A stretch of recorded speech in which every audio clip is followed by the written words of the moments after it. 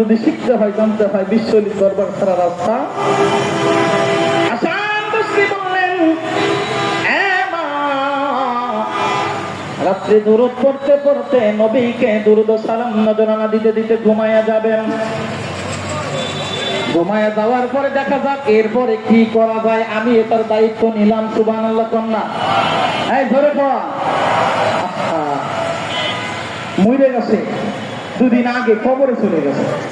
এখন হ্যাঁ কোথায়, হ্যাঁ মার পরামর্শ অনুযায়ী, দরখাস্ত অনুযায়ী হাসান বসরি কয়, আপনি দুরূদ ও সালাম পড়তে পড়তে ঘুমায় যায়েন, এরপরে বাদ বাকি কাজ আমার কাছে। সুবহানাল্লাহ কন্যা, বাদ বাকি কাজ কি? তাইলে বোঝা যায় ওলি আল্লাহদের সাথে আল্লাহর সংযুক্ত কালেকশন আছে না নাই?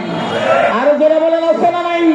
ওলি আল্লাহদের সাথে কবরের কালেকশন আছে না নাই? কেমন কালেকশন? আল কাউলিল বদের কিতাবের ভিতরে আসছে।